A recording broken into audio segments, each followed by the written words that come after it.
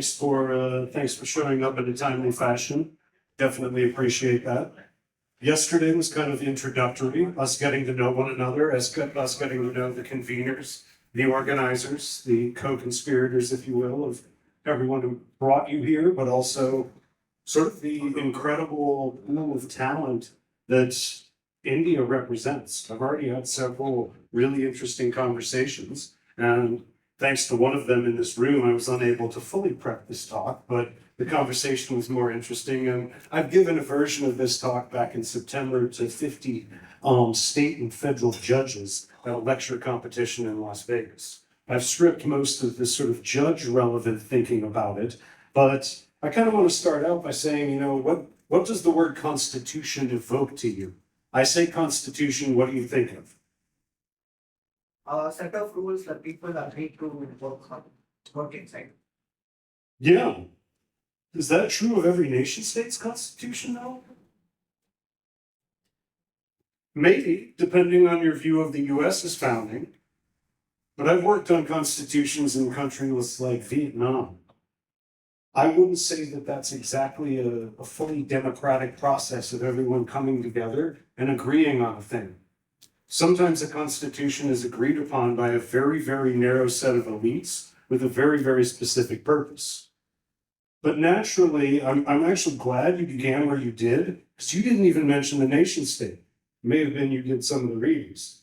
But there's actually something much deeper about a constitutive function. And I don't want to bore you fully with the kind of extended view of what a constitution is. Do any of you play role-playing games? What does the constitution score of your character mean? Health, resilience. They're more likely to save on against a poison roll or something, And constitution has a sense in terms of your corporeal integrity. It means how hale and hearty you are in a particular way. And in fact, in every single complex adaptive system in existence, there are elements within that system that are entrenched relative to other elements of the system that are more dynamic or subject to change. It's literally emergent, including in systems that are not human designed or engineered. But boy, are human engineered and designed systems subject to the ubiquity of a constitutive function as I'm describing it, which is to say, certain elements are entrenched within that system and harder to change, and they modularly constrain within certain boundaries the processes that are more subject to change. This is true of public constitutional systems, but the ubiquity of this sort of feature is much, much more general than that. And so I don't think it's a coincidence that constitution has also come to mean your corporeal integrity. Certain elements of your body are much more subject to change and flux than others. And so, to me, within every single complex adaptive system, there are constitutive elements that are less subject to change. That's the first kind of intro point to understand at a very general level what a constitutive function is within any complex adaptive system. My colleagues and I at Block Science have written up that particular question in a Medium post with exactly this title. So if you want to go super general about constitutions, feel free to Google just that in Block Science and that'll come up. But more pertinent to today, boy, do human organizations rely on a constitutive function. Do all of them though? Have any of you heard of Dunbar's number? A good number of hands. Anyone want to try to take a stab at defining it? So it's basically the maximum number in the community where you can still talk to everyone and resolve things peer to peer. So in small village, small communities, when you're above 150, the coordination transaction cost make it impossible to do that. And then basically, if you want to grow, you need hire. Yep. Or you need something akin to a formalized set of rules. Dunbar was actually studying not humans. I think it was chimpanzees, some type of primate, don't quote me on the exact one. And his number was initially postulated to be, wow, there seems to be some law determining the upper size of these primate communities. They can't scale above a certain level. They can't grow. And his insight was, that's the natural limit of the number of that chimpanzees can recognize the facial expressions of other chimpanzees. I can walk into my home and my wife can tell in a moment whether I've had a good day, if I'm upset, if I'm elated, without me saying anything. She knows me that well, and I'm not the world's most expressive person. She tells me sometimes I have resting death face. I'm often far happier than I appear. But she knows me quite well enough to nonetheless, without me speaking a word, be able to interpolate that. How many people do you think you know that well? How many of you went to a high school with, like I did, with 120 people in the graduating class? Pretty tiny. Anyone? Or below, no? Yeah, or below, for sure, for sure. And I bet, are there people in that graduating class that you know you would loan money to? And are there, more importantly, are there people that you are like, under no circumstances in my life would I loan you any money? That money's as good as burned if I give it to you. So personal knowledge isn't just about intimate human relations, my wife knowing me that well. Dunbar's number is saying there is a fixed upper limit of the people we can know fully personally to where we can have the type of peer-to-peer relationships without any formally defined hierarchy, without any formally defined rules. I think the application with humans, first of all, does not limit to number 150, but is open to up to 800, I think. And he uses the word meaningful connections. And I think that what meaningful connections means can be very, very different and can very much live in different circumstances of our bandwidth. For sure, and to me, there's a vexing kind of state of the literature when it comes to Dunbar's number. I've seen different studies resulting in an estimate of 150, 250, 450. And some people are like, that must be the case that this isn't a very good concept because the empirical validation of it results in a pretty wide bandwidth of estimates of what Dunbar's number is. To me, that makes perfect sense. I tried to convince my wife to get married in Tristan da Cunha. Has anyone heard of it? Draw a line from South Africa to Brazil and smack in the middle of the Atlantic Ocean where everyone's like, there's nothing out there. There's a tiny island of people, of about 275 people. I bet all of them know one another nearly that well. If you're stuck on an island, even with 400, perhaps even 800 people, and you never see another person in your life, or barely ever, and it's a major event when every 2 weeks the boat from Cape Town arrives in Tristan da Cunha, I bet everyone on that island knows everyone pretty well, and the upper limit to Dunbar's number is actually part of a grant proposal I'm working on because I want to go there and study dispute resolution. But setting aside my own personal research interests associated with Dunbar's number, there is some limit, whether it's 150. And to take the other example, imagine a tight-knit Orthodox Jewish community in New York City. They tend to have deep personal relationships as a function of their faith. But they're surrounded by millions and millions of people every day, cycling in and out, all of these different people you don't know. That's my stylized hypothesis why in some contexts, Dunbar's number might be much lower. It's harder to know everyone really well if there's a lot of churn in your environment of people. And so, Dunbar's number, yeah, Jesse. There's just also, it seems obvious that it's not going to be the same number for everyone, too. I mean, we have different aptitudes of all different kinds, so we're going to have individual abilities, keep track of and manage relationships with different numbers of people. For sure. For sure. And so there's some average that I'm speculating about for a given community. There might be exceptional people within that community. For them, it's 1,000. I'm terrible at remembering names, so if I ask you for your name again this week, don't take it personally, but I'm probably on the lower end of the distribution in terms of my own capacity to know everyone at a deep personal level. I live in my own head far too much, in case you hadn't noticed already. And so given that, why am I harping on Dunbar's number?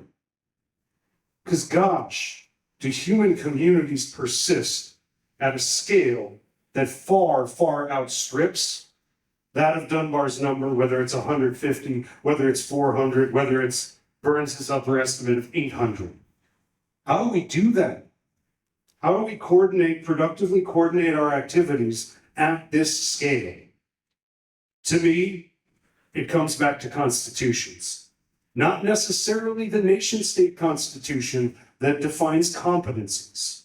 To me, the nation-state constitution is a specific example of a much more ubiquitous human organizational phenomenon, which is once you get above Dunbar's number, and typically to me as you're approaching or going past that, there's kind of a tipping point problem because remember this movie with Chris Tucker, African-American comedian from the 1990s.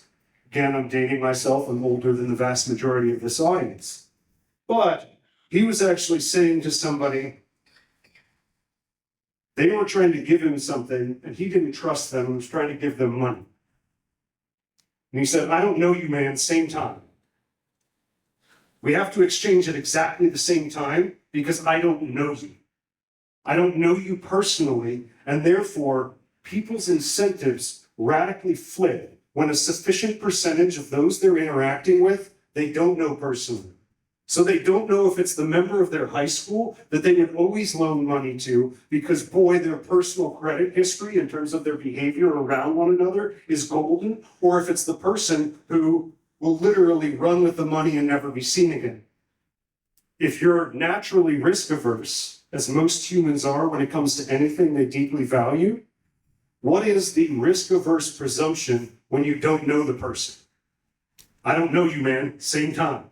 I'm not going to loan you the money because I can't differentiate between you as somebody with a sterling credit history and you as somebody who will literally run the other way with the money and vanish. And so personal knowledge, the input to trust, tends to fall apart above Dunbar's number. Not absolutely. I'm not claiming that this is a discrete line where everything falls apart. In great part because I view this as the fundamental reason that we develop constitutions. We develop entrenched rules by which we coordinate our activities. What do we coordinate our activities around? What are we doing here? We actually spent a considerable amount of time exploring that question yesterday as a means of getting to know one another. Dare I say, we have some extent of shared purpose for being here. But that poses a real problem. 5 of us with a shared purpose that all know one another. I show up and I'm like, let's write a constitution. Wasteful, pointless, bureaucratizing. But above Dunbar's number, boy, do a group of humans choosing to act collectively in furtherance of a shared purpose tend to define a set of rules that are relatively entrenched for governing how they collectively act. So the essence of my talk, this talk today, and I referenced yesterday that I'll be giving 3 talks. Want to introduce you to another expert here. And I'm forgetting how to pronounce your first name exactly. Is it Michelle or? Michelle, without the E. Okay, Michelle Bowens. Welcome, an expert on peer-to-peer governance, commons governance, kind of global cycles of human development and governance, a lot of which you will be hearing about in the coming days as well from him. But he will be stepping in for my 3rd talk today, giving a kind of macro perspective on where we are in the history of human governance and what potential, both new technologies as well as the beautiful and brilliant human beings attracted and inspired by those new technologies, showing up to events like this and saying, Can't we do new things with new technologies, including coordinating ourselves more effectively, more equitably, to result in better and brighter outcomes? And so, to me, that's the animating purpose of a community like Zugrama, but any group of individuals that gets together in furtherance of a shared purpose tends to need to think through the set of secondary rules that facilitate their collective action at impersonal scale. So is day 5 going to be like, we're going to write a Zugrama constitution? Of course not. This is the first of hopefully a number of events. But the problem with governance is, and the optional reading I sent out for today makes this point at considerable length. More on that in my second session, but the preview is governance is inevitable. It doesn't go away because human communities need to decide in real time. If we could fully define the action space of everybody within a particular system, that was the early blockchain days. These protocols are complete. They're perfect. Why do you need to update them then? Because circumstances change. Bugs are revealed. A hack forces a response from the Ethereum community in response to the DAO hack in particular. And guess what? Governance is kind of vexing. Because it's inevitable, it means governance choices might not even appear as such in a particular moment. And so the way you structure a networked ecosystem of digital identities interacting with one another has governance properties, whether you recognize it or not. So being conscious of the fact that when you're building these things, you're making governance choices is one of the major impetuses of why this is the beginning week of this entire event. Anything you're building is governing the human participants that are either voluntarily or involuntarily subject to those rules.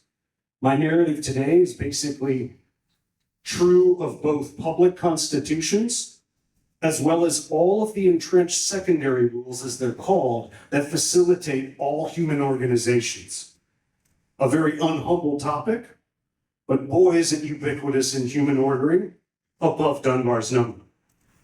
So it's not to say we need a constitution to figure out where to go to dinner tonight.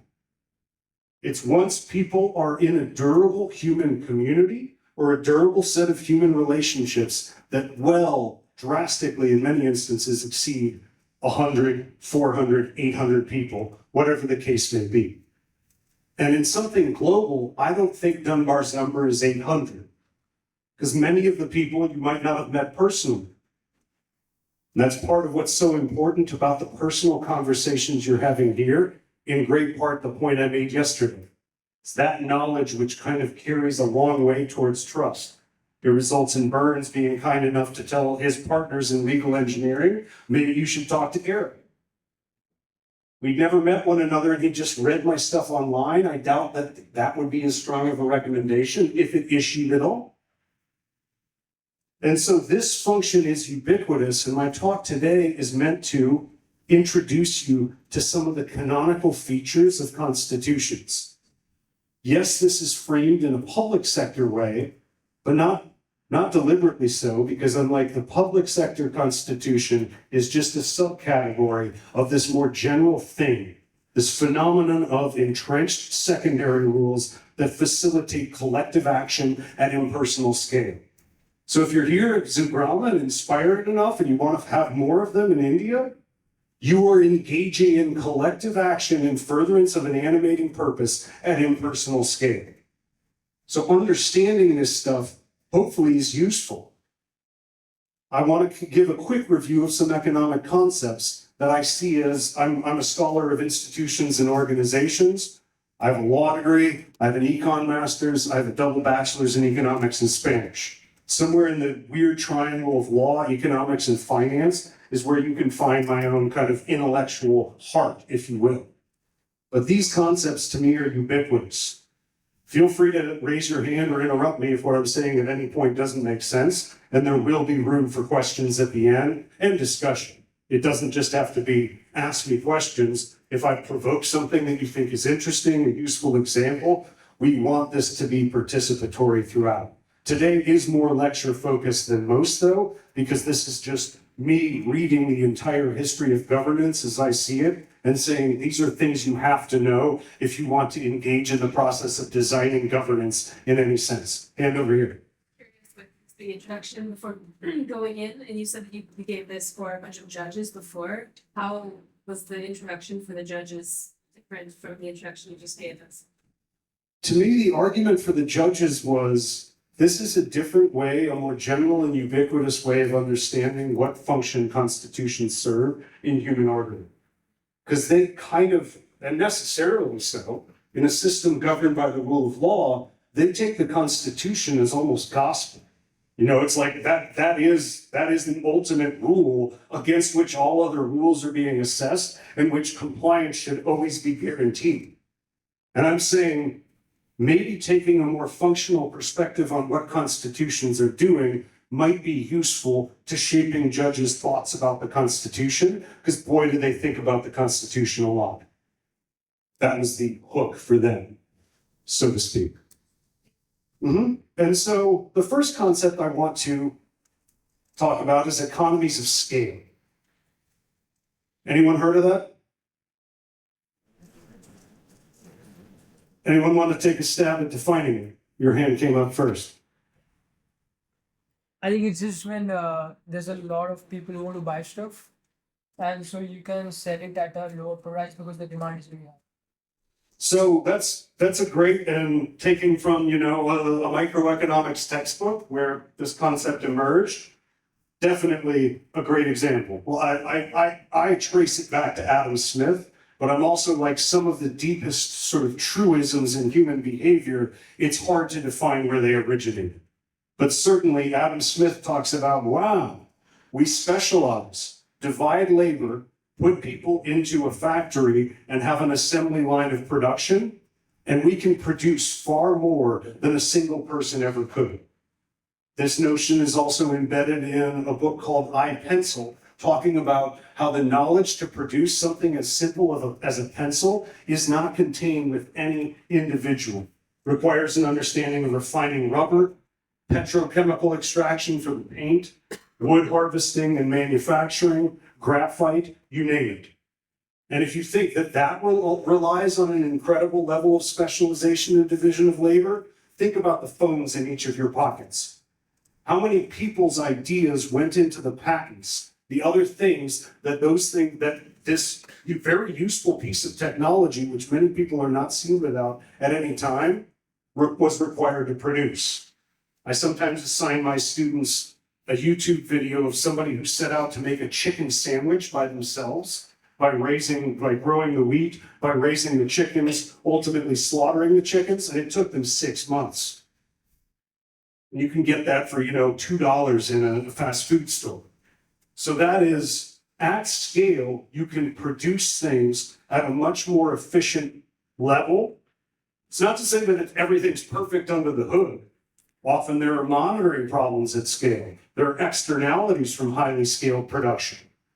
So it's not to say that this process is ubiquitously human welfare enhancing, but positing that it's well governed, hence why we're talking about governance today, and positing that, the people producing output of that organization are not addicted to it or otherwise compelled to consume it. Generally, it's thought that economies of scale are beneficial. That means the bigger the association, the more it might be able to produce in terms of lower marginal costs. There's an upper limit to this. Steve Coase's theory of the firm and all of that ensuing economic organizational literature for arguments about why there are fixed upper limits to the scale of a particular group.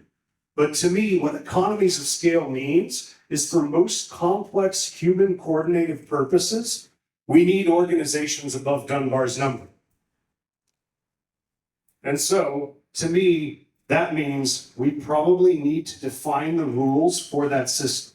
My definition of institutions is the rules defined by human organizations, constituted organizations, that's a deliberately chosen word, that choose rules that enable them to actually coordinate at scale, notwithstanding the fact that they're at a much larger number than that speculated about by Dunbar. Specialization and division of labor. I've definitely already touched upon that in economies of scale, which is different people specialize in doing different things for a particular community or organization. Agency costs. This tends to emerge necessarily as a function of this,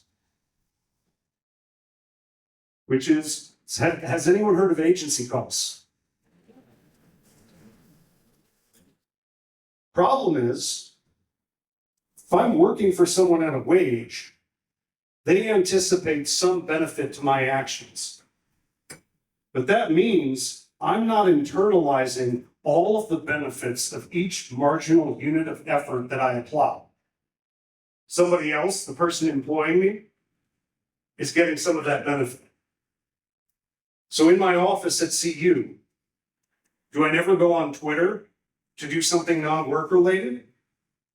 Do I never shop obscure Japanese fashion while at work? Of course I do. That's an agency cost. The university can't monitor me at every time. Knowing that, I occasionally don't work as hard as I would if every last iota of my effort went in furtherance, went back to me. So, associating at scale in furtherance of a common purpose creates another problem that is essential to governance, which is, if we're sharing all of the results of our efforts, people don't work quite as hard as when they receive all of the rewards of those efforts. There's a really big sweet spot here that to me explains the emergence of organizations in furtherance of a common purpose. If we harness economies of scale, especially by specializing and dividing labor, we all do what we're relatively good at. I'm good at producing words, if you hadn't noticed. Not as good at coding for sure, not as good at many of the more human essentials of coordinating people. We specialize in what we're good at, and we can still produce far more, notwithstanding this fundamental constraint of agency costs. Finally, commitment credibility. How do we ensure that commitments are durable and credible intertemporally? Once you pay me, why do I continue to work? And remember, I don't know you, same time, we're talking about a system of organizations that people can't intrinsically trust in the good faith of incentives of everyone they're working with. To me, this explains the endogenous emergence of formally specified rules at impersonal scale to facilitate any animating purpose that people agree sufficiently upon to pursue.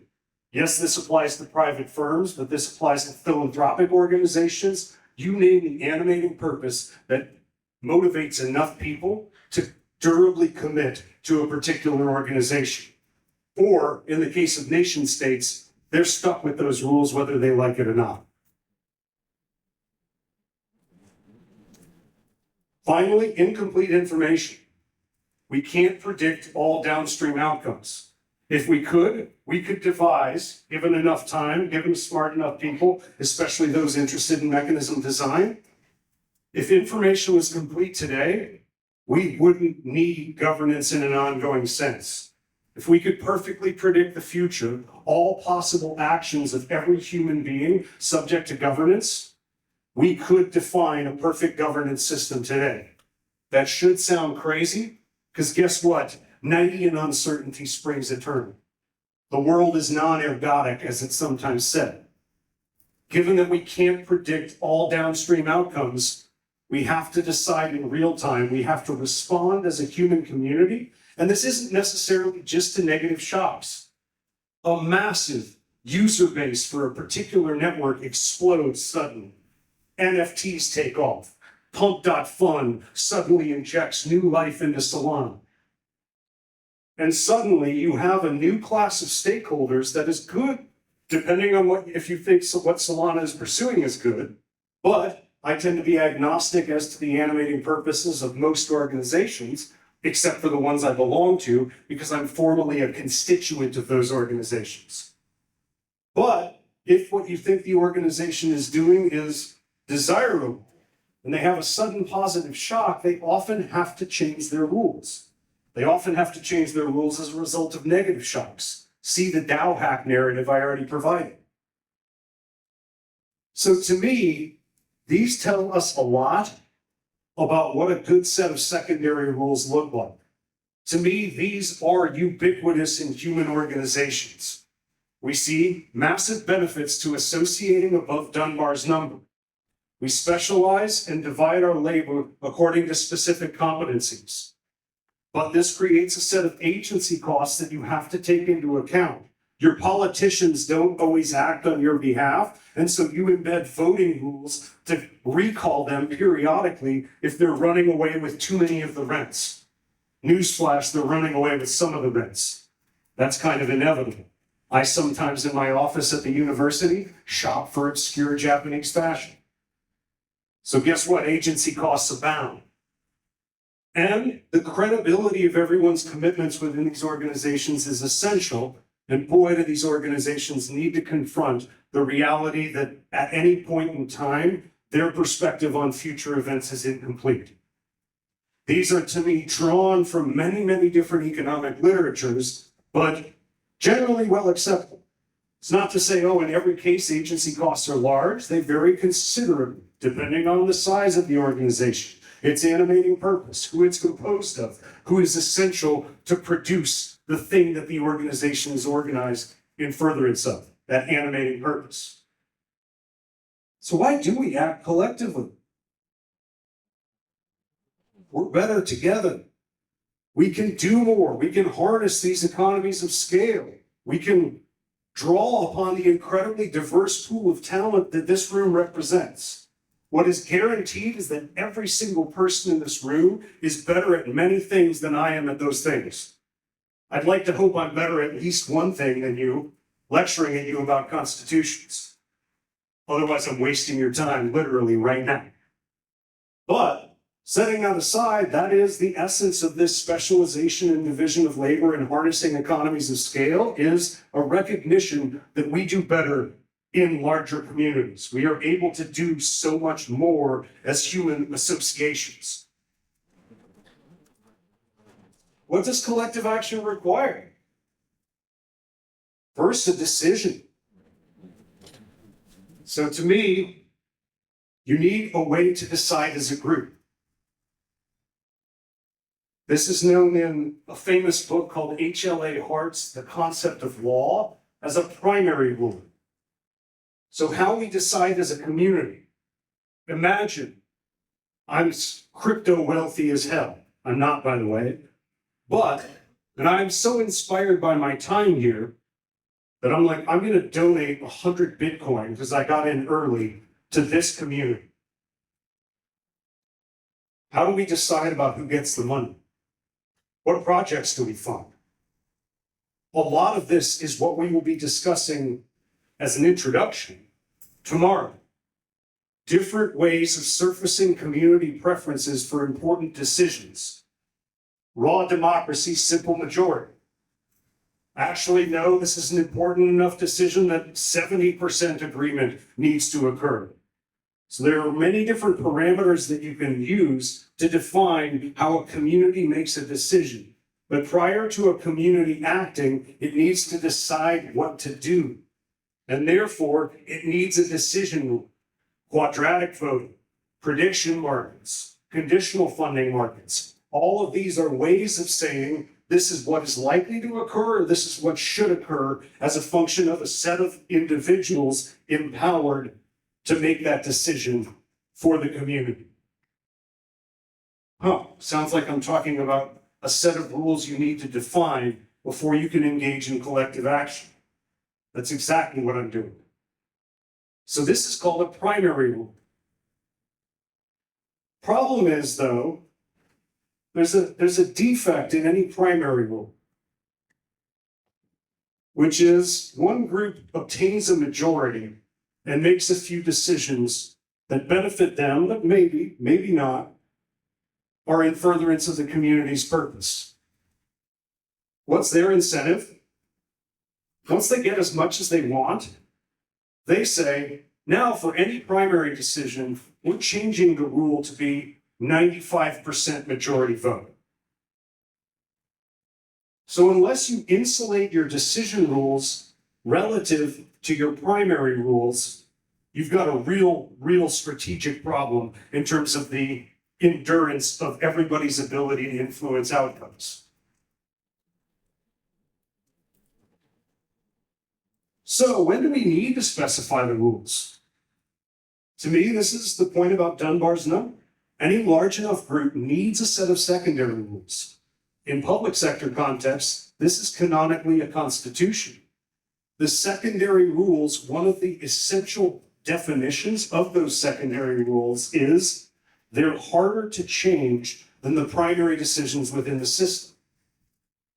That's for deep structural reasons due to the strategic problems that not entrenching those secondary rules creates. Can I ask a question? Yeah. I'm not sure I get it. So I always thought the Constitution was the primary rule. So are you saying it's something prior to the Constitution? So in Hart's terminology, it's a little bit confusing because the Constitution seems like the most important thing. So why are you calling it primary? And he's saying the primary decisions a group makes at any point in time are governed within a backdrop of, I hate his choice of vernacular, but boy, is he a prominent legal philosopher, the secondary rules of the constitutive infrastructure. And so a primary decision or any law emanating from a legislature, that's a primary rule in Hart's terminology. A secondary rule is the rules that they're, Hart put it directly this way, they're the rules about making rules.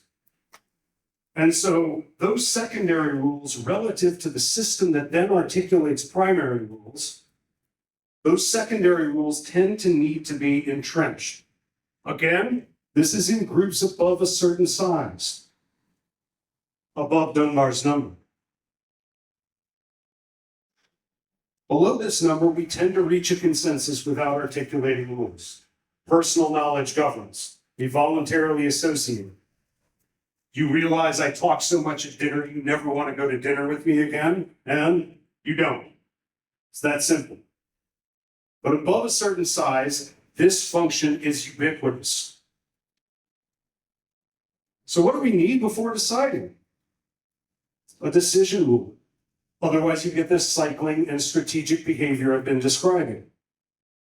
What does a good decision rule need? A more stringent threshold than itself. It's harder to amend the Constitution than it is for Congress to decide upon something. It's much easier for a CEO to make decisions on a day-to-day basis than to change the composition of the board that governs, ideally, the practices of the CEO. But any set of secondary rules needs to be harder to change than the primary decisions the system is engaging in. Blockchain networks can be understood as a private form of constitutional ordering. My first publication in this ecosystem that got me interested in this space in the first place. If that piques your interest, just Google constitutions and blockchains, and I'll probably be somewhere on the first page. Also happy to share any piece of literature I happen to reference. Absent a more stringent threshold, your first dictatorially inclined executive removes term limits in their second term. Naturally, they do so. So entrenchment is an essential element of your constitutive infrastructure for rules you're choosing as a group. What else happens in large groups? The benefits of some deciding on behalf of others. To me, what's the participation rate in most DAOs you're familiar with? I remember giving an early governance discussion for a group of DAOs, and there was one participant that I'm like, you either took too much Adderall or like, you are far more interested in my words than you should be. They stuck around longer than anyone, and I'm like, what's going on, man? Why are you so interested in my boring academic speak about designing governance. He's like, my community just voted to fully decentralize from a group of kind of founders and early investors on a vote whose participation rate was less than 1% of token holders. They forgot to put in a quorum. And so barely over 50% of less than 1% of token holders said decentralized community immediately. And I'm like, I can't wait to see how that goes for y'all. It's a 3-month deadline. And so in that case, to me, this isn't an anti-democratic perspective, but part of what we're exploring tomorrow and part of the emergent interest in prediction markets, conditional funding markets, quadratic voting, or plain old corporate governance where managers ideally act on behalf of shareholders is there's a storied set of criticisms that I'll be discussing tomorrow for these very reasons. I gave a talk at this at Zoo Village, Georgia in particular. Whether this be a town council, city mayor, state and federal representatives, governors, or presidents, that's my subtext for the judges, because we were talking about public ordering, but think of founders, think of investors, think of, anyone who exercises or the, optimism's governance. The emergence of councils in these DAO-based ecosystems. Some people making decisions on behalf of others. This is called delegated representation. So politicians always behave faithfully to all of their constituents' interests at every moment in time? Of course not. One, that's impossible. That's one of the themes of my next lecture. But two, sometimes they'll run away with the bags if you let them. What else does collective action require? Implementation of collective decisions. This includes the administration of executive decisions in furtherance of a particular collective decision. Maybe it's just paying contractors to develop a set, perhaps a marketing campaign for a particular DAO. That's executing on a decision. Hey, we need to get the ideas out there that we're so excited about to get more people to join this DAO. Is anyone in that particular DAO a sophisticated marketer? No. But we need to do this thing, so we pay someone else. That's implementation or execution of a collective decision. The DAO says we need a marketing plan. We're not capable of doing it. Let's issue a call for proposals. Wow, our needs are so ongoing that we need a variety of public goods in this ecosystem. Let's set up a funding mechanism once we've defined specific verticals of things we need for this ecosystem. This is the execution layer. So those deciding are often those not those acting. In furtherance of a collective decision. As a reminder, this is saying, hey, these are the essential elements for groups to act in furtherance of a collective purpose at impersonal scale. First, you've got a collective decision, then you've got implementation or execution. What happens when we don't know everything? This isn't a one-shot decision like where to go to dinner. This apparatus doesn't go away, especially in public sector contexts. Governance is not like choosing to go where to go to dinner. Uncertainty makes the need to decide in real time effectively endless. Governance does not go away. We can't fully automate our processes to the level that would be desirable in a world of complete information. I could predict every possible downstream outcome and harness all of the mechanism design expertise and energy in this room. If we had complete information, especially with AI models, we could fully define the system and all possible outcomes and prevent the undesirable outcomes. Guess what? We can't do that. We're not omniscient. So we have an ongoing need to make decisions for our group. What also happens when we don't know everything? We don't always get it right. In sufficiently large and complex group contexts, this is especially likely. Conflict is emergent in groups above a certain scale. That's the theme of my next talk. So you often need a need for ex post review. People want to challenge decisions, challenge a funding decision. Do you want those deciding and those executing also being those reviewing? I just said by this narrative, they collectively decided and collectively acted, and we're positing here that they didn't get it right.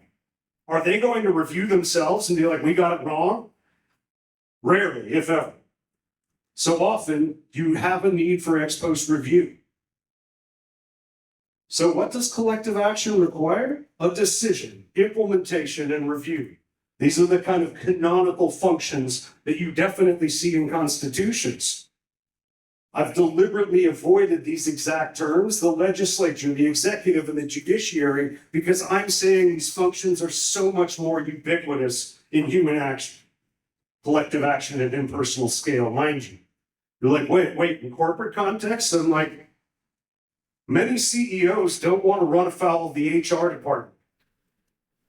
And often the most scary person in corporate governance context is the controller.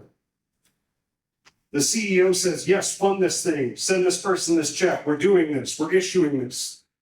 And that often goes through a very independent function of a person who says, I get to review every spending decision you make. And before that is actually dispersed, I also have to say it all looks above board. So you often want to separate these competencies from one another in order to align incentives, again, at impersonal scale. I don't know you, man, same time.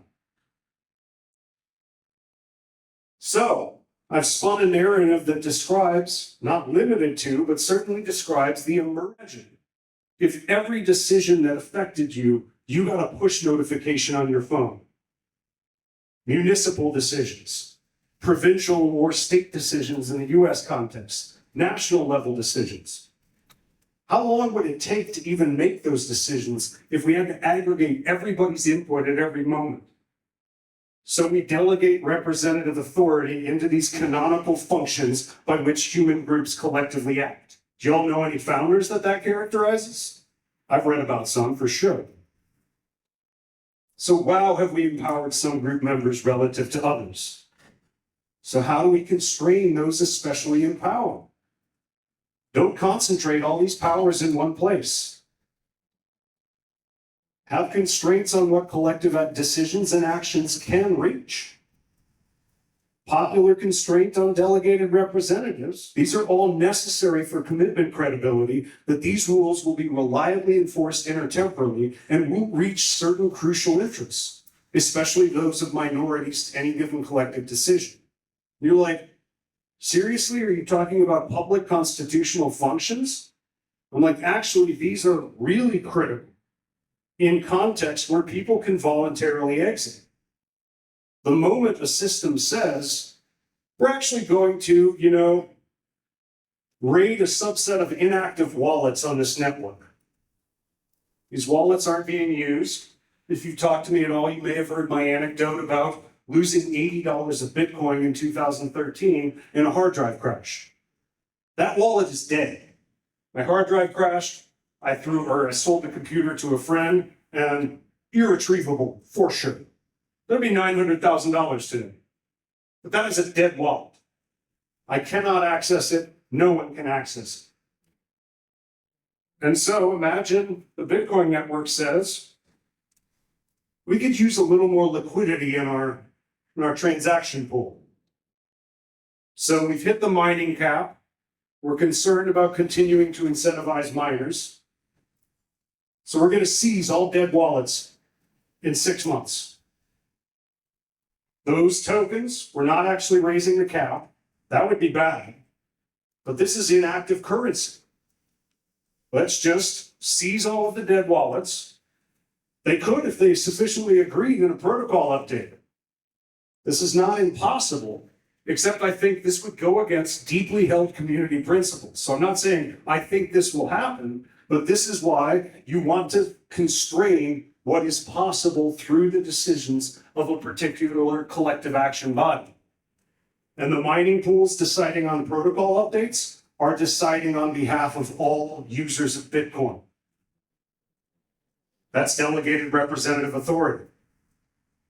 And so in context where people can exit, What do you think would happen if the Bitcoin network suddenly did that?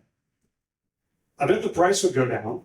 I don't think it would kill the network, but those concerned about that type of sort of depredation of property rights as specified by the network, a lot of people would probably exit as a result of that decision.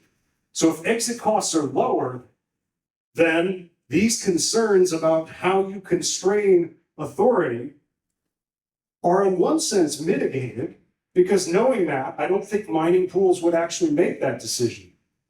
But on the other hand, if minorities can leave, this makes constraints on how any particular executive function acts especially important.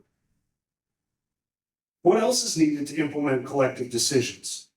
Yeah, question. Question just about the pool of BTC miners.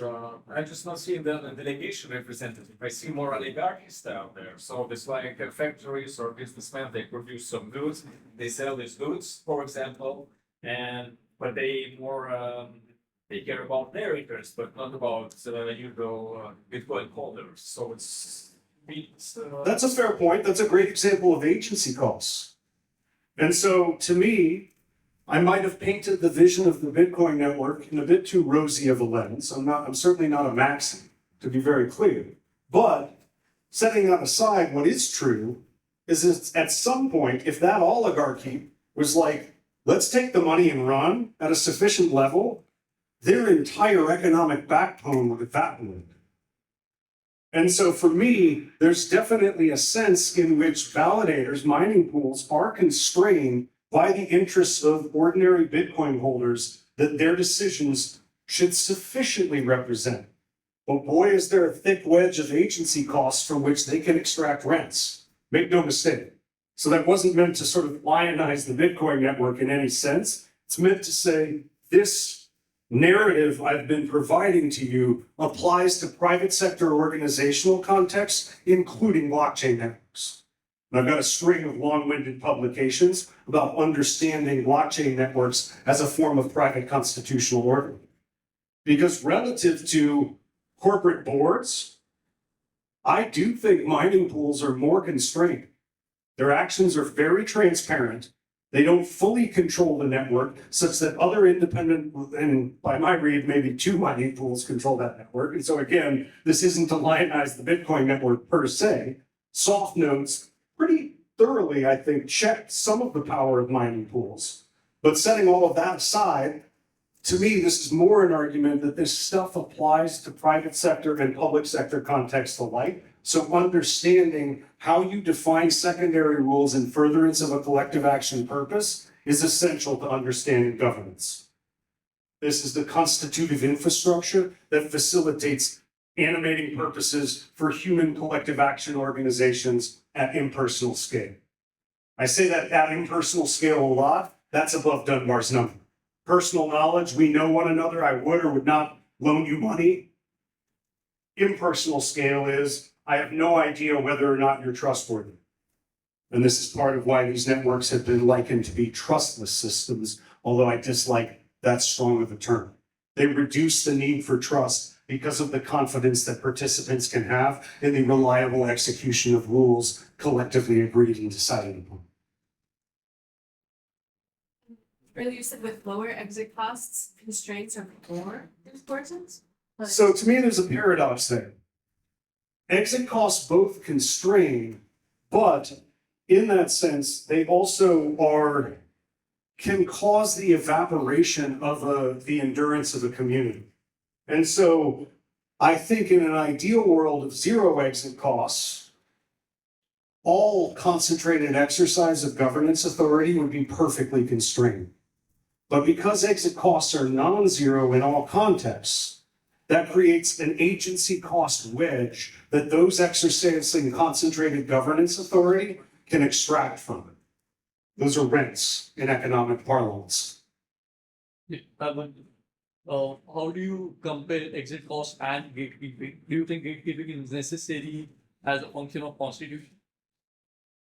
So, not in public constitutional orders, because everyone born into a particular jurisdiction is subject to that constitutional authority, but boy, are membership rules another canonical element of constitutions. I didn't focus on that, and we're actually going to have a bit of a discussion, hopefully tomorrow, pursuant to Jesse's suggestion at breakfast this morning about the role of identity. So defining membership in a particular organization is critical. How do you do that in private sector contexts? You contract with the organization and are subject to their rules there too. In public sector contexts, you're born into a particular jurisdiction, or in rarer instances, obtain citizenship by emigrating there and going through those processes. But that is a form of gatekeeping. And sometimes it's thought to align incentives productively for people to have skin in the game. My question was more about exit cost and gatekeeping. Do you think they should be same or similar measures? Fundamentally depends on the purpose an organization is constituted in furtherance of. And so, to me, there is no universal solution for these choices. It's more that, you're right, there's an interesting relationship that should be taken into account, which is, and to me, this is why you have, among other reasons, a time delay for unstaking your validator node in many staked blockchain networks. It's the incentives are well aligned by gatekeeping, by saying, stake 32 ETH in furtherance of this question. And the problem being is your network resilience might be really, really weak at the worst possible time, which is ETH 5x's in 2 days. And a lot of validator nodes are like, that looks like a lot of money that I'm not sure I really want in that particular locked pool. And so if, 60% of your validator set exits in 24 hours, that can have really problematic implications for the security properties of your network. So you have a withdrawal queue. Some validators are placed in that involuntarily for slashing, but that's a completely separate topic. And so, what else is needed to implement collective decisions? Money, expenditure, revenue raising, transaction fees, a common treasury. And so the 5 buckets that I say are actually ubiquitous within these systems are collective decision, the legislative function, implementation or action, the executive function, ex post review, the judicial function. But boy, you should pay attention to fiscal considerations. I probably don't need to tell you that in the hyper-financialized context of most blockchain networks, but boy, is it, to me, there are 2 end runs to figure out where a constitution truly specifies power. And the first one is who gets to tax and who gets to spend. Put unsubtly, just follow the money. So if you want to figure out where power within any constitutional system resides, and that's why even the CEO in many cases in well-governed corporations is more than a little bit afraid of the controller, because their assent is necessary to actually disperse funds in furtherance of a collective decision. So at the scale at which these fundamental institutions are emergent, revenue and expenditure is central to this, and boy, is that an important power. So don't neglect that as a design consideration within these systems, often called the monetary authority, taxation, public budgets, or the power of the public purse. But you could be forgiven, especially given my sort of brash, overconfident style of delivery, that we fully know how to specify constitutions. We don't, unfortunately. Our constitutions are incomplete. We have to update our blockchain protocols just as we need to amend our constitutions, because we don't always get our collective decisions right. And so we actually need to change and adjust our secondary rules with positive probability as well. The other end run to find where true power resides within a constitutional system, look at the amendment rule. That's the ultimate authority that says, even this set of entrenched secondary rules in furtherance of collective action, we can change that. What is the right level of change? So, amendment flexibility or rigidity is thought to be a critical input to a constitution's endurance. I work for the Comparative Constitution Project occasionally, And my mentor at U Chicago Law, when I attended there, was somebody named Tom Ginsburg. One of his most famous publications with Zach Elkins and James Melton is The Endurance of National Constitutions.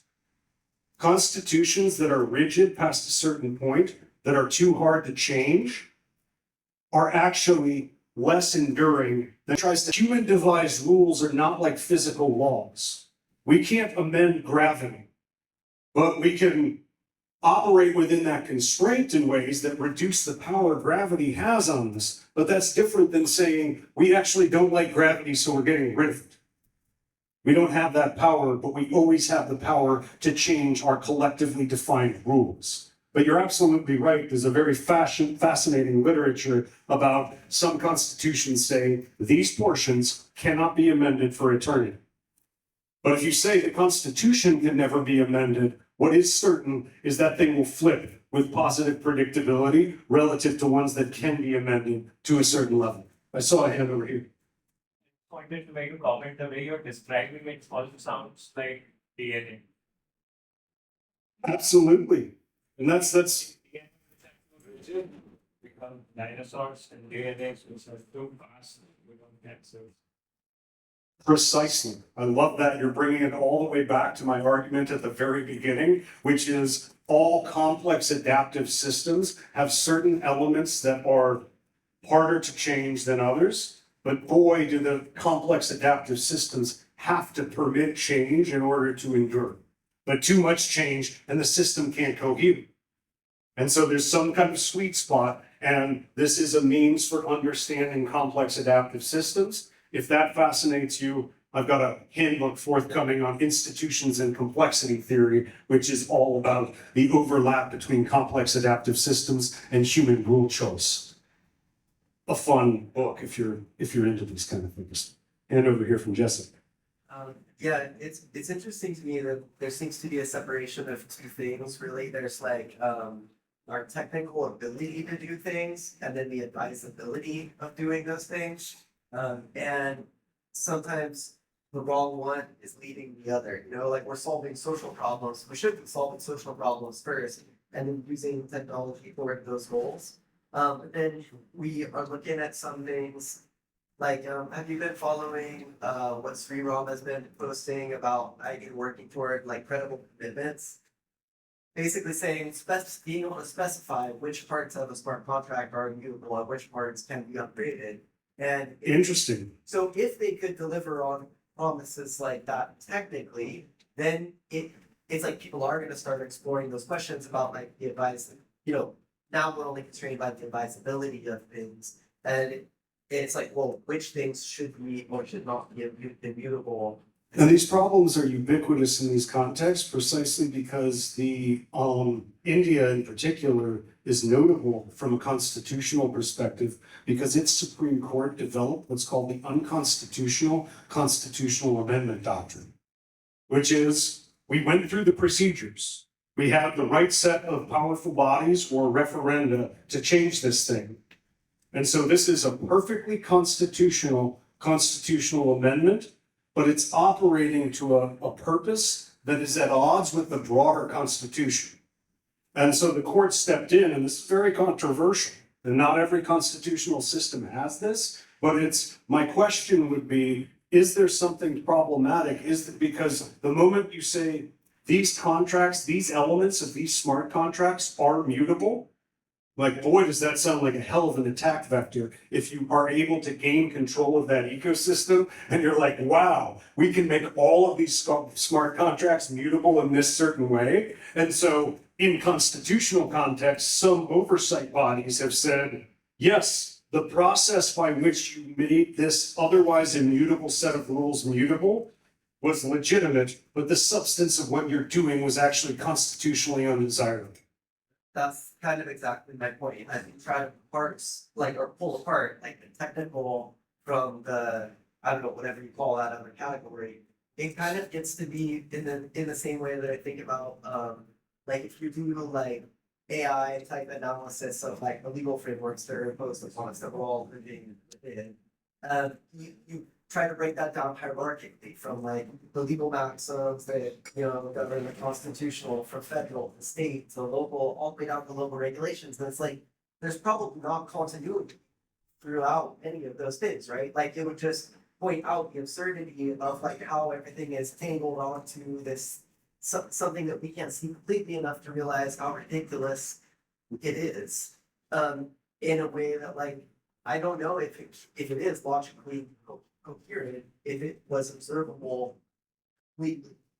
This is the deep paradox in creating these organizations that far exceed Dunbar's number is, and this is actually the essence of my Ethereum Foundation work with the Summer of Protocols program, is we are now able to design, engineer, and implement complex systems that we can't fully understand all of the interactions of the elements within them.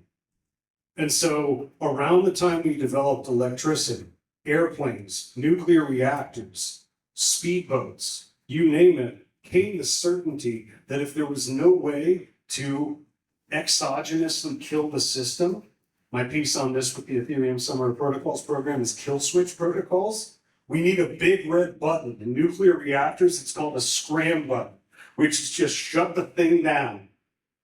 In speedboats, what's the problem with that?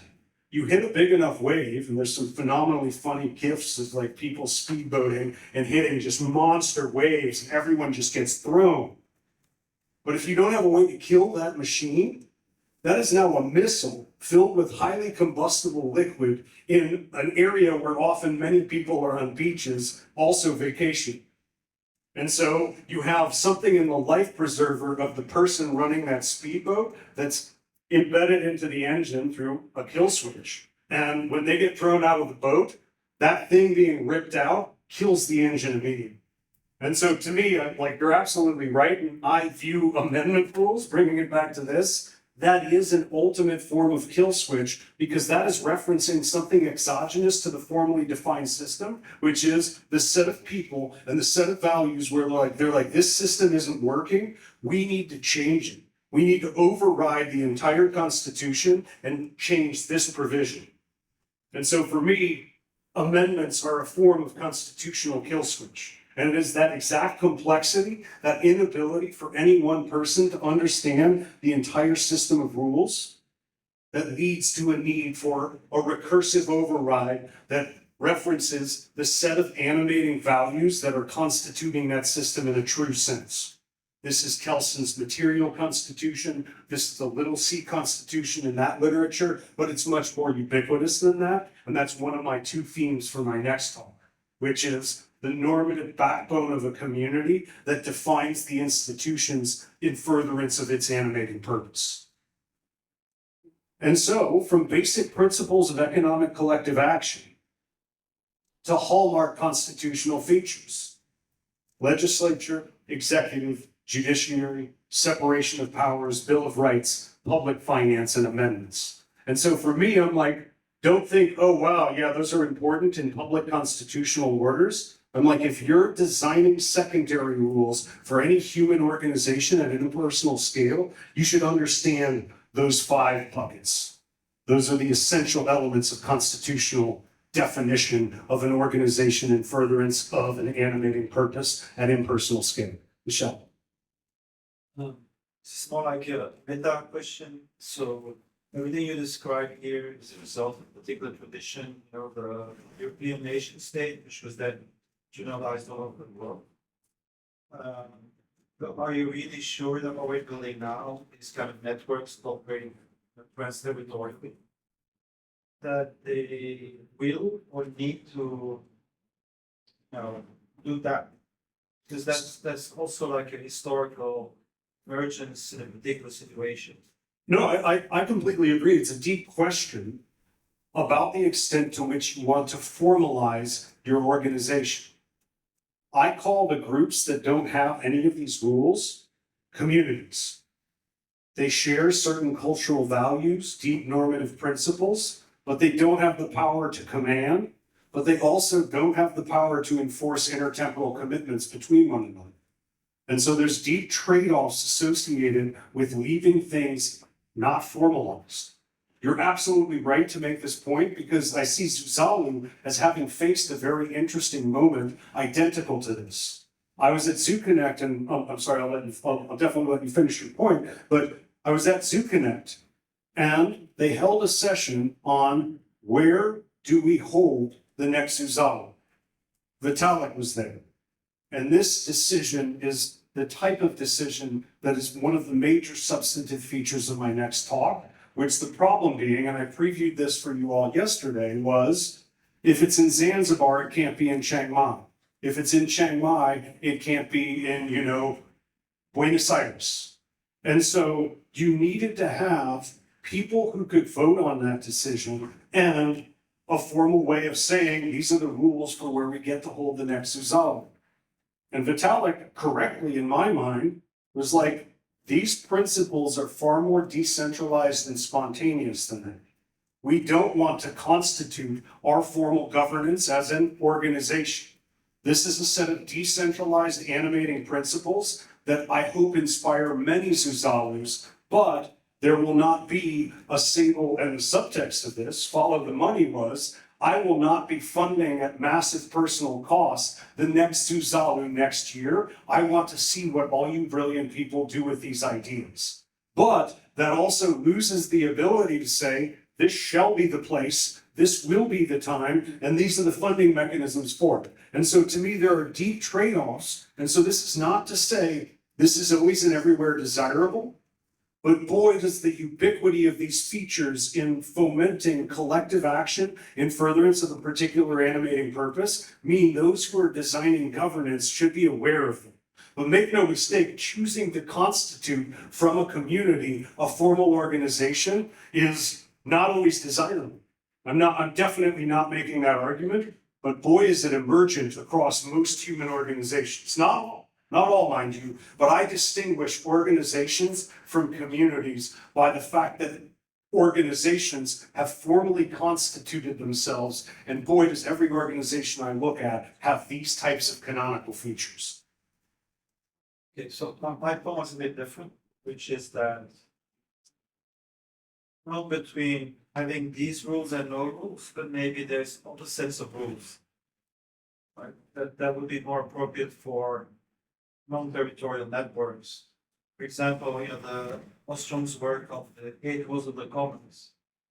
And I haven't seen the Ostromian framework resilient at massive scale. I think Ostromian commons pool governance tends to work in very localized means, but boy, are those commons, their sustainability tends to be on their ability to exclude.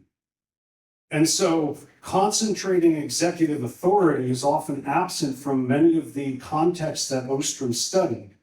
But most of those common pool governance contexts had a set of rules saying, these are people who can enjoy this commons. This is how we govern this commons. And so whether they centralized into an executive function, when they said, we are defining how this commons shall be used, ideally sustainably, they are making a collective decision.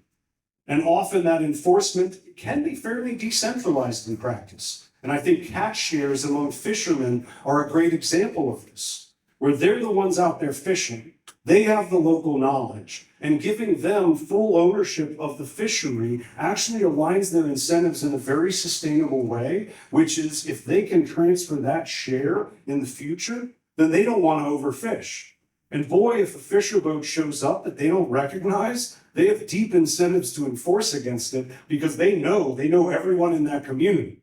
And so to me, there is a way of understanding Ostromian principles through the lens I've described. You don't have to concentrate authority to the extent that you see either in corporations or in public constitutional orders. Point very well taken to me, but these functions of deciding, of who is a member, of implementing, of reviewing decisions, to me, those are also embedded in many Ostromian contexts. In many ways, they operate better. But I haven't seen a successful kind of emergence at global scale of the implementation of Ostromian common pool governance. And so I'd love to see it, and maybe we now have the technology to do that. And I think part of why we invited you is We welcome your thoughts about how might we do this at a transnational level. And so none of that's to belittle the important insights from Ostrom and other scholars who study common pool governance context. Make no mistake. Yeah, what you describe as amendments can also be an way of describing corruption or corruptibility, essentially. And so, how would do you think amendments lead to inefficiencies in the system itself because you're introducing new institutions or new orders that eventually lead to decay of something extremely simple and common sense? So to me, there's just a trade-off. Of course, an amendment rule is an attack vector. There's no mistaking it. But the finding the ubiquity of the constitutions that are too hard to amend get just popular revolution and they get overturned or replaced, to me suggests that perfect rigidity, never changing the protocol. This actually reminds me of a point I wanted to make. I like to needle Bitcoin maxis because I think that this is the exact advantage that the Ethereum network and other networks have over Bitcoin. Like when in human history was a transformative technology perfect upon arrival, flawless, needs no change. And guess what? They amend the Bitcoin protocol, just not that much. Those are Bitcoin improvement proposals. And so, but nonetheless, that is a very rigid ecosystem where they're like, yep, flawless, can't be improved upon. And I'm like, really? The wheel started out to make pottery. But it's a voluntary, so I can opt out and opt in. So it's like because it's voluntary, that makes it in a sense. So people have the choice to just exit out and move to Ethereum or move to something which is more decoded, which is even much rigid than Bitcoin. So because that choice exists, then we can go ahead and say that we don't really need amendments. So far, to me, we don't have the entire history of that ecosystem. And therefore, to me, just because people have choice, one, exit costs are non-zero. The higher your stake in Bitcoin, and certainly for mining pools, what, are they going to validate Bitcoin Cash next? Like, to me, those validators have massive fixed investments, meaning their exit costs are way beyond non-zero. To me, the only plausible use of massive warehouses filled with graphical processor units linked together to crunch that hash function is that. They are locked in.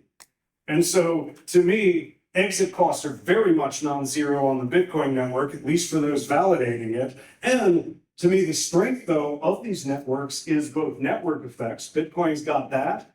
But boy, I'm not that optimistic about most smaller networks because of the observed capacity of other networks like Ethereum to actually update their system in really significant and structural ways. So a tiny network comes up with an amazing way to do things that no one's thought of yet.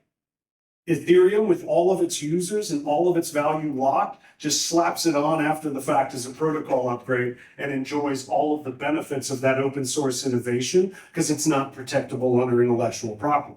And so for me, a massive advantage of the Ethereum network relative to the Bitcoin network, if you posit the predictable need for change in light of new revealed information that I've been belaboring throughout this talk, if you posit that as an axiom, then some measure of flexibility is integral to resilience. Pursuant to the point made earlier about, too much change, the system can't go here. Too little change, it's actually fragile with respect to unforeseen circumstances. I'm not sure if that answered your comment, but. I want to introduce another word in this. So in scope of collective action, and I appreciate that I today understood that we have a constitutional amendment in India. I was not aware of it. But the roots of that link to another thing in India that we have this thing called something being harming, and which loosely translates to sacred. So when a collective decision making is happening, and especially even in this region of the country, there used to be these kudams where the village would gather, and once you're there, you have to act a bit sacred. That was this for the space. And the basic definition of sacred is what's best for me, you, and the context. And can you perfectly bound that definition? Yeah, so and when that is there, when I can trust that people are willing to be dharmic, it's faster and it's easier. And what all the examples I know that the dharmic sense is cultivated through physical rituals, physical things. So either it's a space or in the court you have you take the oath, something which you try to get that dharmic feeling in. And it's not to do with the religion. I mean, dharma would relate to religion. Sacred can be more than simply religious-based faith, for sure. Am I acting dharmically? And even in mythology, it's there that a war is happening and people are fighting. But can I fight dharmically? And then how does that go? But that's to me a normative concept that you can't perfectly specify all instances of in the future. And this is often why we want human discretion in our judges or those who have authority to say this transgressed a line across that which is sacred. You can't do this. If we could perfectly specify every instance that would implicate this notion of the sacred, we wouldn't need discretionary decision-making. And that's what I meant. That definition, despite it being a coherent concept, it's ubiquitous in most human societies, to my understanding. Think of haram in Islam or, in other contexts. It's effectively that ubiquity of that which is sacred is, these are our deeply held values that always precede. This is that which actually constitutes an animating purpose that is sufficient to actually cohere a community. You may or may not need to define that animating purpose to a formal institutional level, to the level that I've described today. That was Michelle's valuable intervention. That itself is a design choice that is worthy of interrogation to a deep level. But make no mistake, that is a precondition. The existence of a sufficiently shared set of values or an agreement over an animating purpose is a precondition to functionally collectively act. And it may be some animating purposes never get constituted. They're just inspiring many spontaneous movements around the world.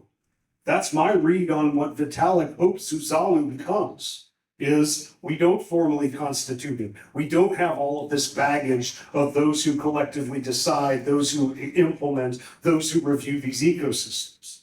But make no mistake, often when we are creating organizations, most people are not familiar with this constitutional backbone of things. And so unconstitutional constitutional amendments are drawing upon the Indian Supreme Court, or is it a constitutional court? I'm forgetting. Is India's Bench. Okay, the constitutional bench of India, that was the confusion I remembered in my mind. The constitutional bench of India's Supreme Court is drawing upon, ideally, its deep knowledge of this is the true intent of this system. And this is ideally, I'm not saying always and everywhere they get it right. Some of their unconstitutional constitutional amendments are controversial, and some people are like, that was anti-democratic to an incredible level because they intervened. All of the processes were completed to a T.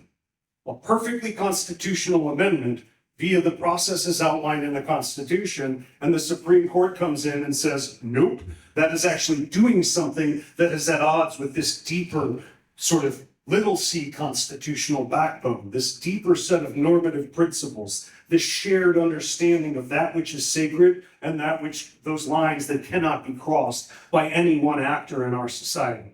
And so I'm glad you brought that up. That's definitely, to me, the sort of essential substance of one of my two topics for my next talk.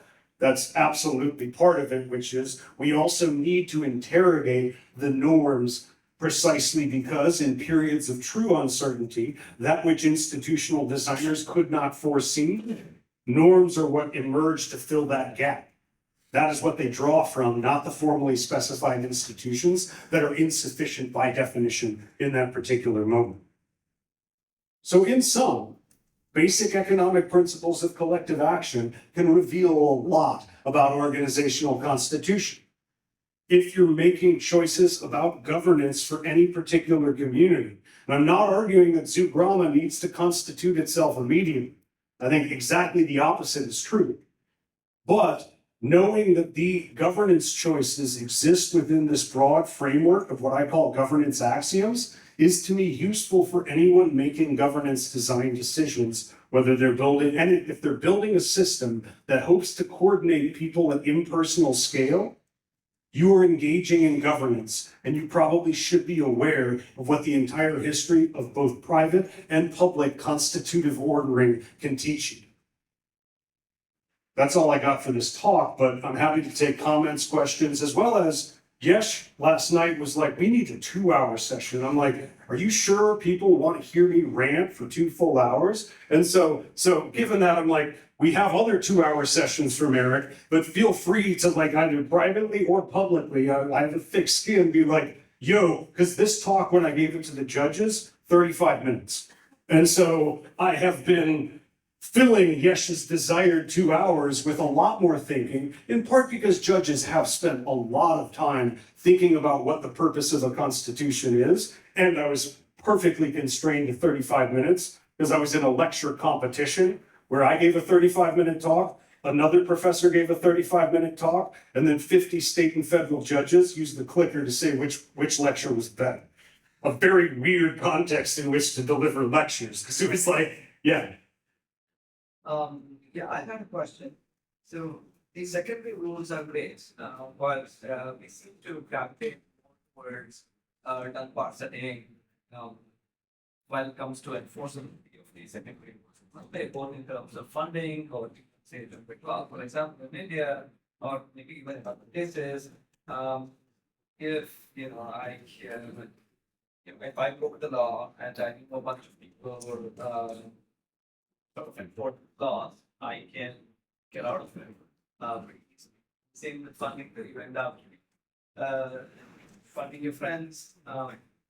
Same thing with say investments and PCs too. Like the secondary rules are great. I think that's where the blockchain sort of thing some of documents and Reliable execution. yeah, but why do you think we seem to go towards these cases? Even here in Zugrama, even though we can have, say, some sort of system that can be applicable to greater than Dunbar setting, when we come into a Dunbar setting, we seem to go back into things which sort of goes against the rules that we set for ourselves.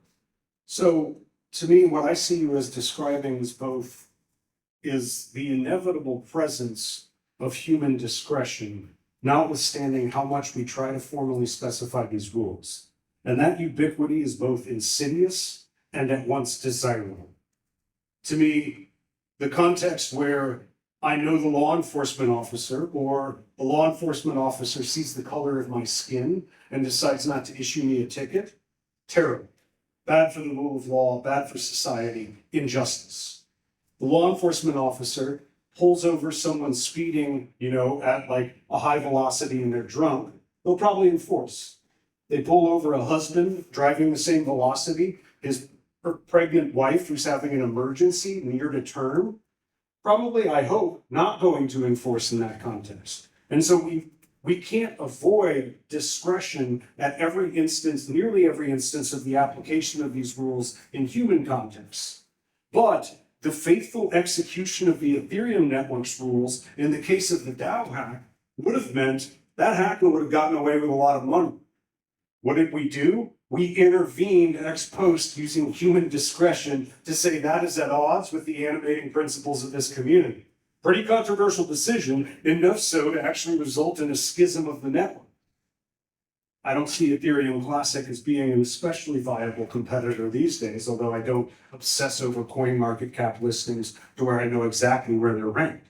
But setting that aside, I'm like, what you're describing is unavoidable. And it's a double-edged sword.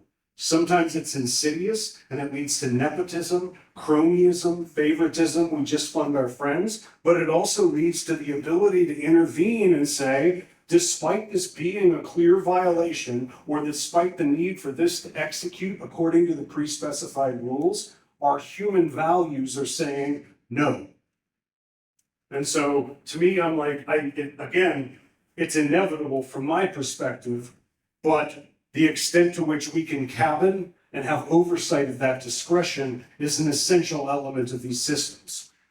How you have oversight of that discretion is always going to be imperfect, but we also I don't think want our law enforcement officers to be forced to enforce in every single instance of a violation that they happen to observe, because in good faith, and I'm not claiming police always act in good faith, I have a piece on police unions that I can belabor for you in terms of, yes, they also, the legacy, and I'm not sure this was unique to Juvenal, but he's very famous for who watches the watchman. There's always a recursive dilemma of anyone we empower, whether it be in making funding decisions or whether it be in making the enforcement of rules, they have tremendous discretion. Because they just are like, I didn't see that violation. Didn't happen to see it.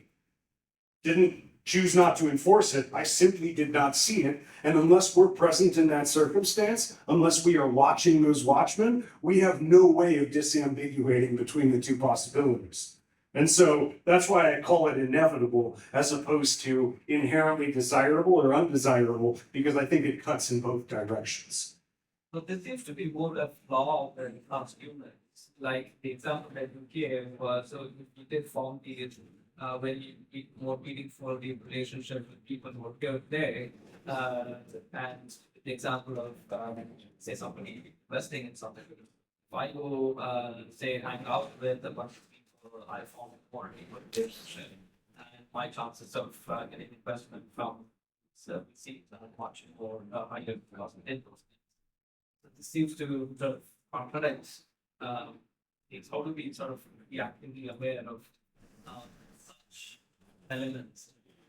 Not right. To me, I mean, knowledge and transparency are the only imperfect solutions I can provide. And so to me, I'm like, if we could figure this out perfectly, I view that as a corollary to having complete information. I agree. We are flawed as humans, not only along the vertical we're describing, but especially so when it comes to governance, we have imperfect foresight. And so to me, that's like a corollary to this in studying laws is all rules are over and under inclusive. There's the husband speaking with his pregnant wife that is clearly violating the rule and we don't want to enforce. And then there's somebody, given conditions, not violating the posted speed limit that's driving dangerously in a way that endangers human life. And for a while, Montana, their speed limit was drive reasonably under the given conditions. Wow, is that a discretion or grant of massive discretion to the enforcer? Sounds great in theory. You know, it's like you avoid this over and under inclusive problem, provided your enforcers are perfect. Instead, what happened was people with a dark enough skin color or that were possibly Native Americans were pulled over massively more so than white-skinned individuals in that particular context. And so grant that much discretion to the enforcers and the inevitable human element, the bad edge of the sword that you're correctly identifying creeps into where the Montana Supreme Court overturned that and said, no, you have to constrain your enforcer by posting a very fixed rule that then constrains their discretion to a significant extent. They can't pull over people randomly because they don't like the look of them. What is for you the concrete artifact of a constitution? Is like a numbered list of rules? Because, for instance, by taking the example of Zugrama, Philippine Zugrama is a little bit like the UK, where it's a constitutional monarchy, but there is no written constitution where we are italic as a king and like a community that stoically refused to write their own constitution, but clearly exists beyond the Dunbar number. So to me, at a minimum, wow, does he have a lot of charismatic authority within this community? And I don't see him as having abused that authority, but I don't claim to know the community as intimately as many of you, but that's not a dig at Vitalik. It's more just, I tend to be agnostic absent deep knowledge of the circumstance. But by my limited read, yeah, like the problem is there's an interesting debate I'm having with a lot of people who study protocols. And they're able to identify protocols that don't have specified enforcement mechanisms. And I've been talking about an emergent process of defining organizational activity in furtherance of a particular shared objective. And boy, one massive step along the way is you enumerate your shared values. And at that moment, dare I say the Ten Commandments moment, you may not have a formal enforcement authority that is simultaneously constituted. But enumerating and formally specifying these are things that we hold sacred. These are things you must do, and these are things that you must not do. To me, that is an emergent step that may not necessarily terminate in the constitution of a formal organization, but boy, does it often result in that. And so the first thing before you actually constitute any organization is we all like one another. We're all doing cool things. Let's get together and do these cool things together. Yeah, that happens. And then it's like, well, there's probably some benefit, especially once we span Dunbar's number, to letting everyone know this is what we stand for. We're not enforcing any of this formally, but we think these things are important enough that if you come break bread with us, that you come and share space with us, that you come and exist alongside us, there's benefit, again, above Dunbar's number, to formally articulating those shared values. That doesn't always result in a formal organization with enforcement authority, collective decision authority, all of the things I've been discussing. But boy, in many instances, that is a precondition to the eventual emergence of a more formally constitutionally specified organization. That's those set of shared values is a necessary but not sufficient condition for the ultimate constitution of an organization. If you don't have a sufficiently shared set of values or a sufficiently coherent animating purpose that everyone agrees upon, you can't functionally constitute the thing. And sadly, I see this as why many public constitutional orders that were lines drawn on the map by colonial authorities who had no knowledge of those particular locations, they're trying to create, they're like, this is a nation in Africa, based upon their convenient armchair British gentlemen's club of, when they were drawing the lines in Africa, and they drew lines around groups that don't have that many shared values with one another. And boy, do those constituted systems not function especially well, and I don't see that as a coincidence. And so for me, what you're describing is an essential element to an enduring community, a sufficiently shared set of values. And often there's deep benefit to enumerating that shared set of values. Michelle posed the valuable question of, do you want to constitute the thing or not? That's a major, important design choice. And to what extent do you want to constitute the thing? And to what extent do you want to concentrate governance authority if and when you choose to constitute that thing? Those are all critical design questions. I've tried to provide you a bit of a backbone to just understand that emergent process of collective action. But I'm not arguing that doing this is necessary by any stretch of the definition. I think that Michelle is correct, not wrong. Your question also addressed the difference between transnational networks and classical nation states or like fixed entities. In there, I do some different quality, I say, of rules. Let's say the Bill of Rights from the classical nation state understanding. If we open a transnational network, what would be necessary is interoperability standards. And even with interoperability standards, we then can even coordinate and create the constitutional rules and then the primary rules. But these would be of a new nature, because there we don't have the discretion that you pointed out in the policeman. Yes, we have the discretion that the whole Ethereum system can say yes, and the DAO hack we fork and that work. But the single policeman cannot say that my Ethereum private key is not interoperable anymore, or the single node, it doesn't work. My Ethereum key will be interoperable as long as the whole network says no. This is a very different nature of than rights. And I also think that a private key does not give me the right to ownership, but the ownership.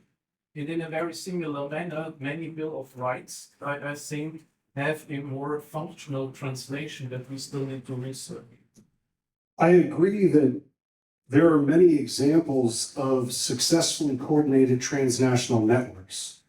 Boy, did they go back deeply in history. The McGreevy traders, diamond, trading networks. You name a variety of contexts, but there's a fundamental trade-off associated with that, which is the scope of enforcement authority available is tiny compared to formally contracted or constituted nation states. And that might be a desirable feature, but your ability to enforce your shared set of values that at least you agree upon, but the problem is the person you want to enforce them upon, by definition, doesn't agree with them.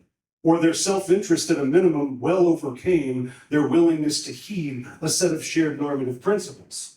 And so, to me, the way in which transnational networks, at least historically, have been able to enforce their shared normative principles is forward-looking. They can't penalize in a backward sense. All they can say is, we will no longer do business with you.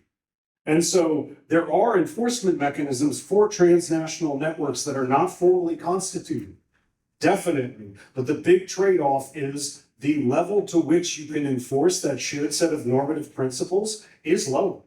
It's absolutely lower than doing the constitutive thing. And so, and I'm not arguing that you should constitute the thing, to be very, very clear, but I'm like, understanding these trade-offs is the first step towards actually defining a system of governance. And like Vitalik's response to where should we hold the next Zuzalu, that was a case of we're moving rapidly towards formally constituting this thing in a way I'm deeply uncomfortable with. That was his follow-up blog post that I saw. And so I'm glad we're having this exact conversation because I'm not arguing, now pay me to help you design your constitution.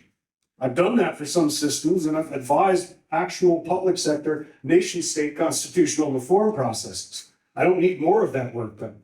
But ultimately, it's a major choice that you should be aware of because often the accretion of isolated governance choices in response to a particular crisis or unforeseen circumstance becomes the constituted backbone for an organization. And so be aware of the inevitable emergence, and maybe not inevitable, but the high frequency and, certainly global emergence of this set of processes for coordinating human collective action at scale, because otherwise you might inadvertently be making constitutive choices, whether you know it or not.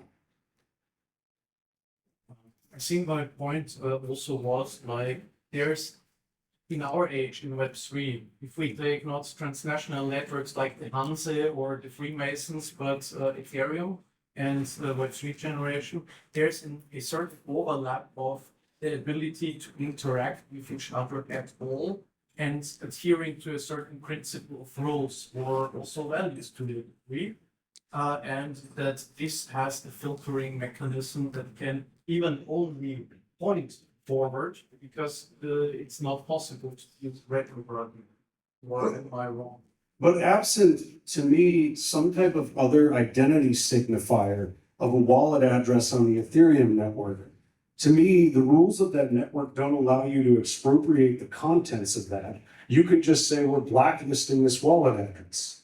And I'm agreeing with you. That's a form of enforcement that doesn't require further constitutive infrastructure, but I already consider the Ethereum protocol to be akin to a constitution.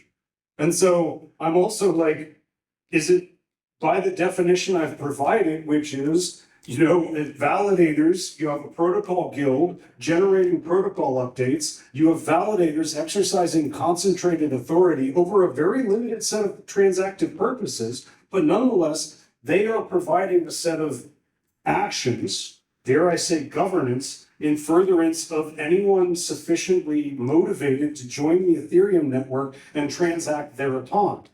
And so you might say, and that's enough. We have, and I'm like, it does seem to be a lot, because boy, has it attracted a lot of people building a lot of really cool things. And so to me, but I also view, it's an interesting question, is the Ethereum network, those using it and those validating it, is that a formally constituted organization?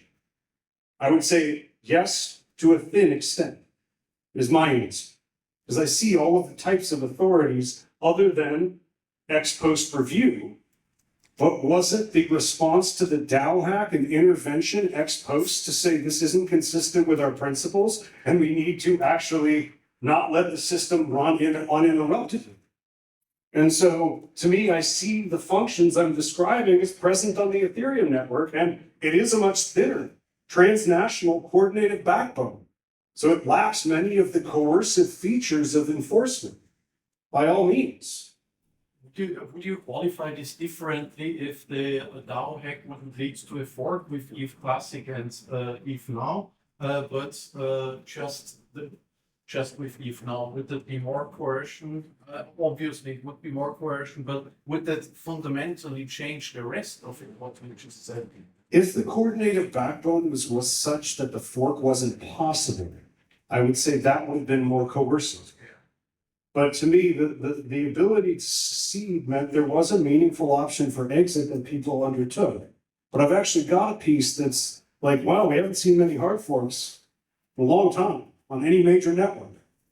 Because it's not a credible threat the stronger the network effects are. The Bitcoin mining pools are like, we don't like this proposed protocol update, and so we're going to exit.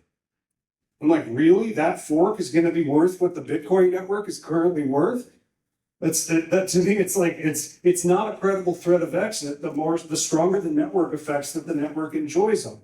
And so I think in the DAO hack in particular, the fact that so many validators exited meant that circumstance was far less coercive than, and to me, the only way that they could have prevented that would be a protocol that you somehow couldn't fork. But at this point, we're getting to a level of technical that I'm like, I don't even know if that's quite possible.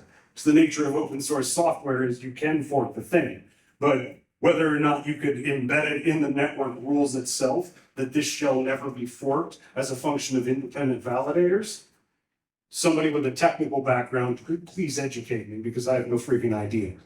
But we are actually past time. And so I hope this was thought-provoking. I hope this was useful. Let Yesh, Anish, and Casey know if you were like, man, less content, that was exhausting. So, I hope this was useful. Thank you for your attention.